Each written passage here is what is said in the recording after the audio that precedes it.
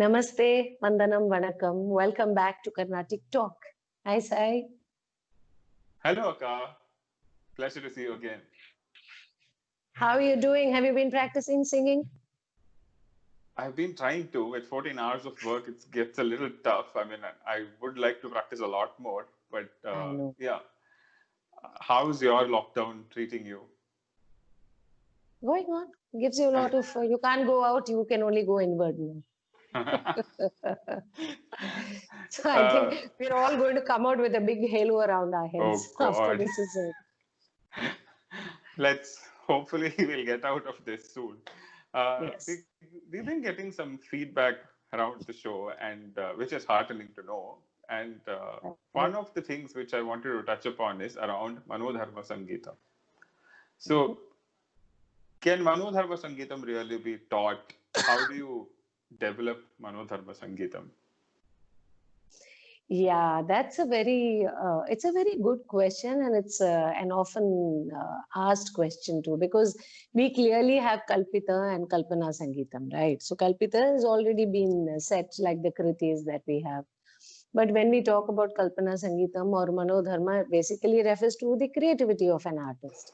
So when you say that, then it sounds like a paradox when you say, that you're teaching Manodharma. But I think what we need to keep in mind is, like say you take architecture and you are designing a building. You have certain fundamental principles that you need to know before you can go into design. So similarly, one needs to know the nitty-gritty, the basics of what constitutes Manodharma. Once you learn that, and then you have to listen to a lot to know how people have approached it in very different ways, and how does one's personality shape one's music and things like that. And then you keep working at it till one day you discover for yourself what is possible. So now suddenly if you're learning a kriti and I say, okay, Sai, konja ragam pade, sing some raga. Now, how do you know how to go about a raga? What you need to know, what are the jivaswaras of that raga, where all can one find a place to rest and elaborate around that. All those things are things that you keep learning, and as you learn, you imbibe it. And then there are a lot of things that you need to keep in mind, because there are ragas which have similar swaras and you can't sing the same phrase in every raga. See, for instance, and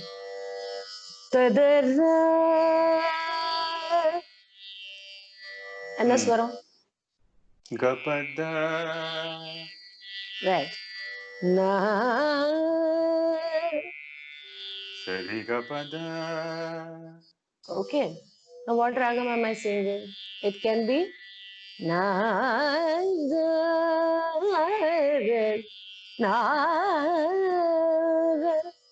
Which is Mohan. Mohan.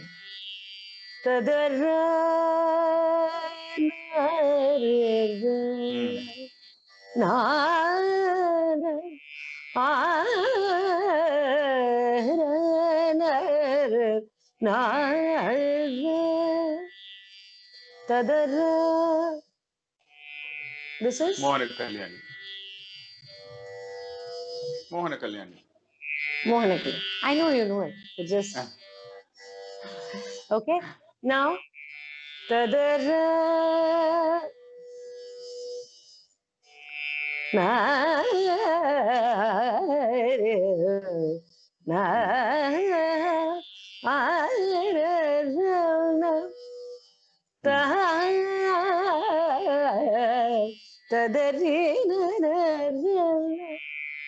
so you have the same Sarikapada sa, but they're not the same. Bilahari, what you sang was. Correct. But do you agree? They're not Yes. the same? They're not. So, yeah. So now if you have just the notes and I tell you, Sarigapada sa, Sarigapada sa, Sanirabha Magare Zanida sa, this is Bilahari.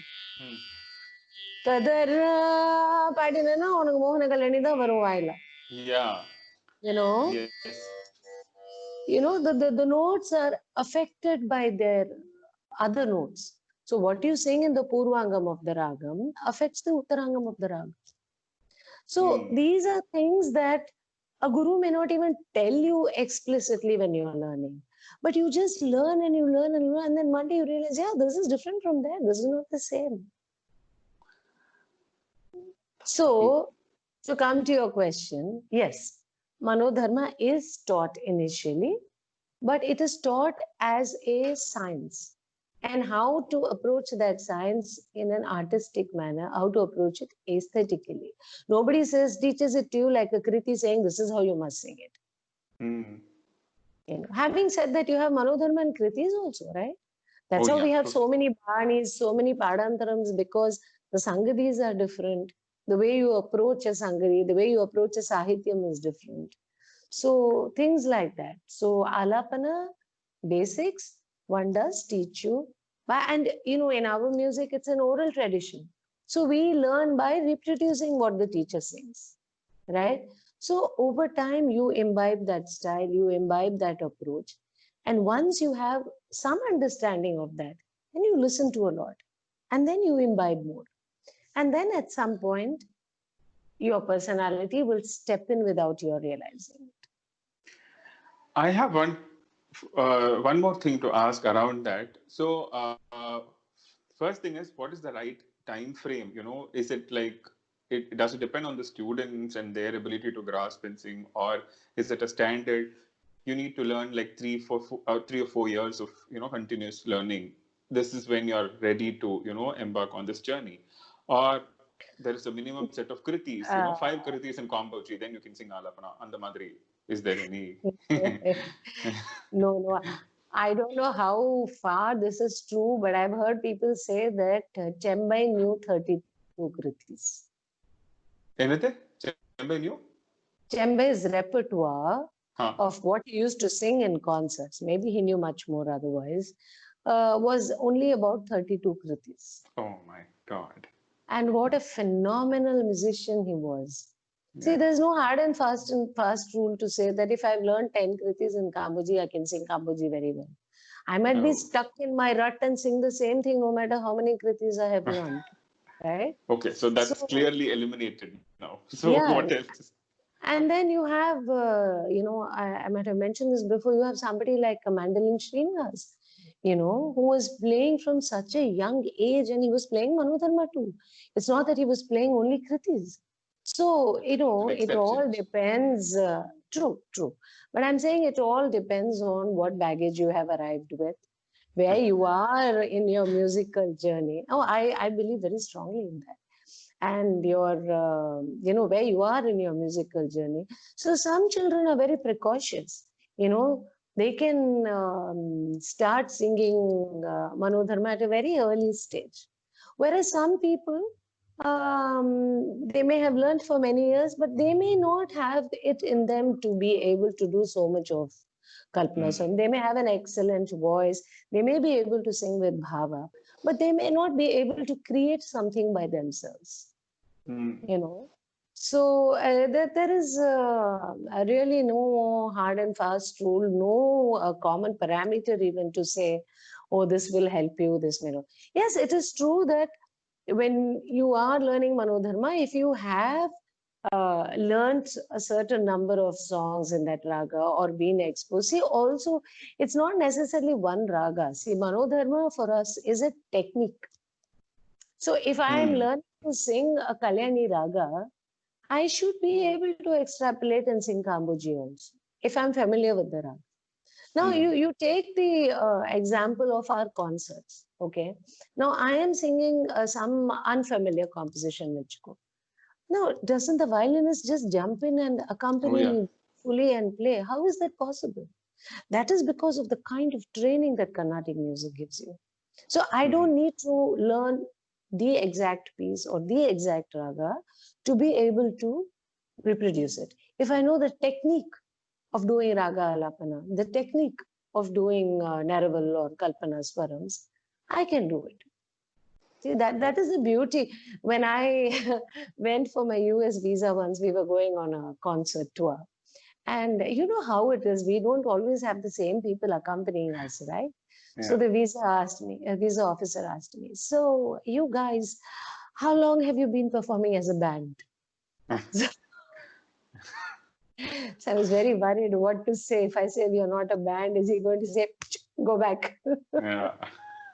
So, people find it difficult to understand this concept of the way we learn and practice Carnatic music, which is, I think, very, very unique in many ways. From an evolution as an artist standpoint, do you sing Alapanas the same way you sang 20 years back? I mean, if you play a recording of yours from 20 years back, a Todi or a Kambodi, and what you sing now, I'm sure it's different. I don't know. I mean, am I right in saying it will be different? It should be different, hopefully, I'm because I sure. do think we need to mature as artists and have further influences. But in this context, it's very interesting. I remember a thing that Rajam sir mentioned about Madurai Mani Iyer. He held him in very high regard, and he would say, what he sang at the end of his life was what he was singing at the age of 30. It's not that he improved greatly by the time he was 70, because he was already singing so brilliantly at the age of 30. Wow. He said it was so good that he didn't have to improve, So that would be a wonderful situation to be in. But unfortunately, that's not for many. Yeah, yeah. But also, with constant practice, the way you sing also sometimes, I think the flow of ideas or the flow of voice and your experience from listening to even more music, all these are factors that influence you. So when we listen to all these senior Vidwans today, we say Pavitra Sangeetam. Yes, So what is absolutely. that Pavitra Sangeetam? It's like a ripe mango, so sweet and juicy that it's no effort for you to take it in at all. The last question on the Manodharma piece that I have is, I know there are no shortcuts in music. It's a lot of hard work and perseverance. But somewhere to start with, is it okay to borrow from compositions and have standard openings for ragas and stuff? For example, even Bilahari, my signature opening usually is from Smarasada Manas. I always sing. You can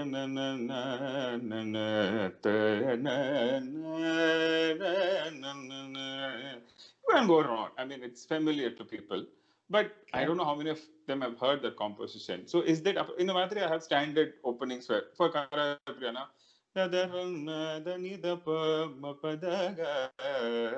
And the Madri. Is it okay to set it like that or just let it free flowing? No, that is a very good starting point. But you shouldn't get stuck with it, okay? So now, for instance, say Karahara Priya.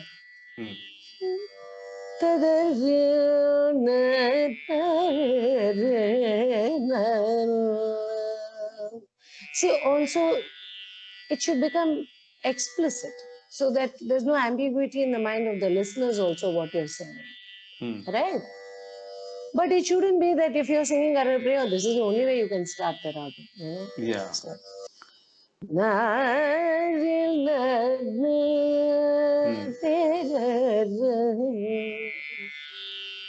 so this can be an alternate. So like that, once you sing, next time you think, okay, see this happens very often when you're singing, say a ragam like Purvi Kalyani, okay?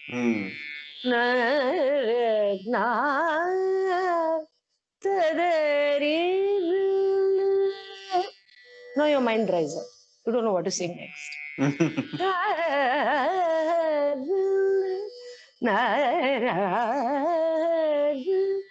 Now Padabasa is patently Puri Kalyani.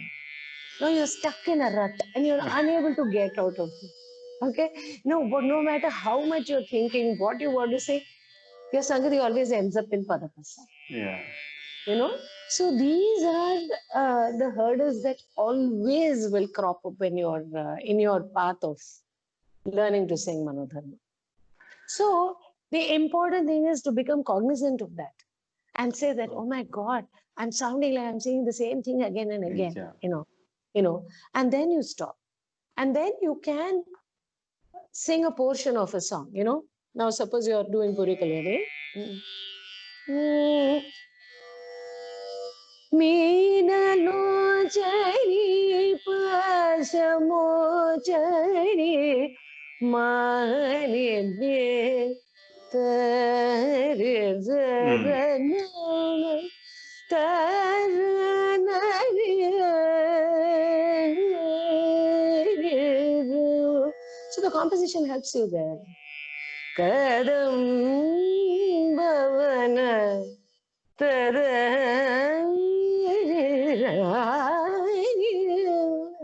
so that's how composition. That is why when you ask me if I know five kritis in Kamuji, can I sing Kamuji? Well, because you will have access to variety like Exposure. this. Yeah. More But exposure to. but you have to apply. You have to apply yourself. So it is important. Kritis are our fountainhead for singing ragams. How do you learn a ragam? You learn it by learning a kriti in that ragam, right? Yes. Yeah. Absolutely. So then when you get stuck, you can do that. In fact, a very good exercise, even for voice exercises, is to do varnams in akaram.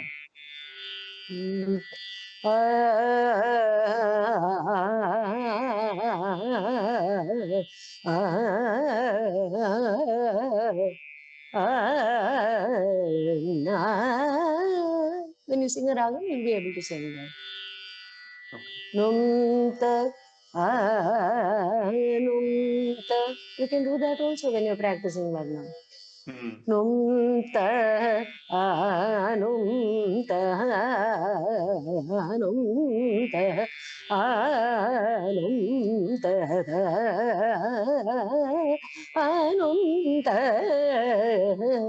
So you'll get the flow of singing Anamta, Ananta, Anamta, all that. When you're familiar with the phrase, so you're not thinking, am I going out of the raga? Am I repeating the same thing? All that. When you practice all this, they get lodged in your subconscious. So while we're talking about Manodharma, one of the artists that comes to my mind who I listen to a lot is someone very close to who we speak a lot about, S. Balachander sir.